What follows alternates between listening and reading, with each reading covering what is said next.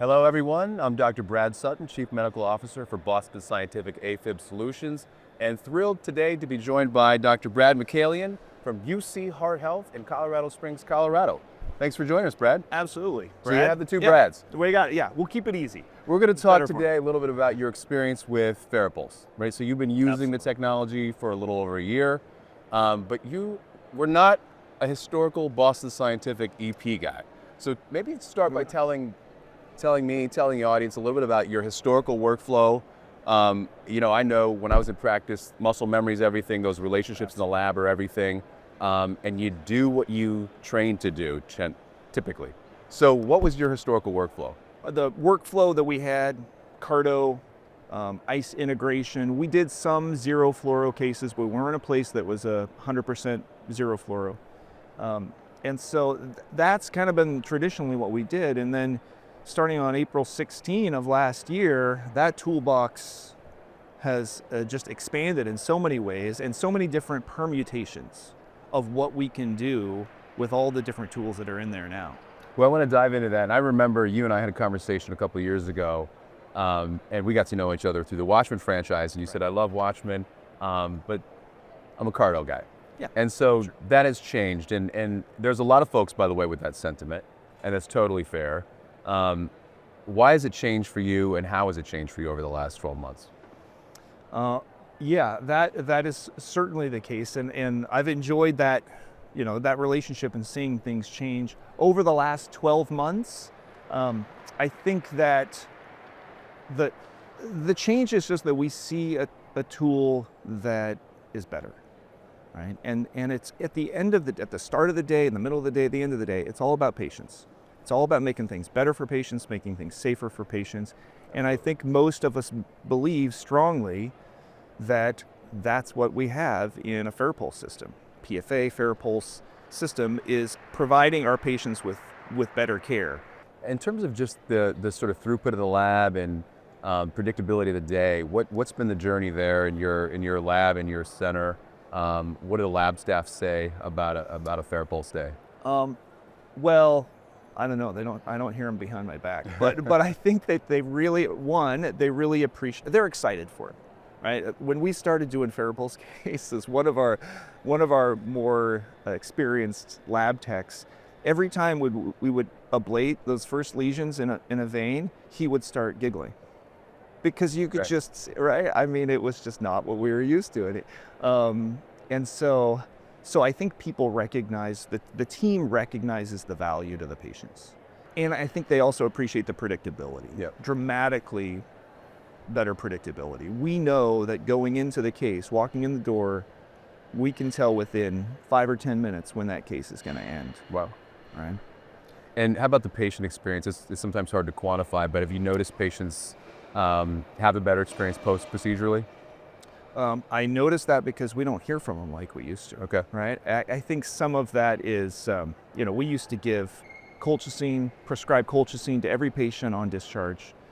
We would give them proton pump inhibitors, where the data is for that. But, and certainly during the case, we would do things. We would manipulate the esophagus and to try to avoid that. And so I think not needing any of those things any further has been a huge advantage for the patients. I want to come back to something you touched on just briefly, the concomitant story. So this is this really interesting confluence of things that came together at the end of last year with the concomitant DRG for both appendage closure and ablation to be done, essentially making the hospital whole from a reimbursement standpoint.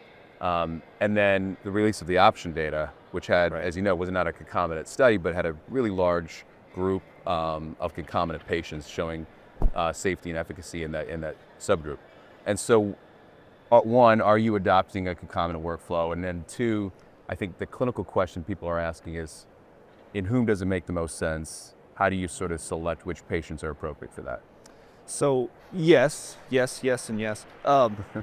We have adopted that. So we've been pretty active in the appendage closure space for years, and I think locally in Colorado Springs and the area around that, we're maybe known for that. So I think we tend to get referrals for appendage closure, Watchman referrals. When patients have symptomatic AFib and they're on anticoagulation. They've had bleeding issues. They've had other problems with anticoagulation. And they find out that there's an option, that there's an alternative. They become laser focused on that alternative. And they oftentimes forget about their symptoms. And so most of our patients that are having concomitant procedures at this point, or patients that are referred for a Watchman, come in, we talk about it, and then I get into the ablation aspect. But I really didn't like concomitant procedures with RF, right? I would do them when it was appropriate because sometimes it was clearly the better thing for that patient. But with the workflow was just difficult, and I didn't enjoy it. And every time I'd finish, and I'd tell the team in the office, don't let me do that again, right? And that's changed dramatically. I really think that is changed dramatically because it's clearly a better alternative for a lot of patients. I was going to say option, but I want to talk about the option trial. And we were fortunate enough to have, to be involved in that. And I think that data has really opened things up, recognizing that it has maybe confirmed what we expected. But that was a very well done trial, and that data I think is certainly supporting us moving. And so we've had, we stay pretty busy with our concomitant patients. Yeah, it's amazing to see the adoption of that therapy, the concomitant therapy, with the reimbursement in place. It's, my guess is it's headed towards 20% of procedures are done concomitantly, and we'll see where it lands. Well, Brad, I want to give you the last word here. For folks who remain skeptical, who maybe haven't adopted PFA at all, or our PFA system in particular, what sort of words of wisdom would you leave them with? I don't know how wise anything that I say is, but I think, as I said before, what really matters, the start, the middle, the end of the day, is taking care of our patients the best way possible. I think most people that have been using PFA would have no doubt that this is better.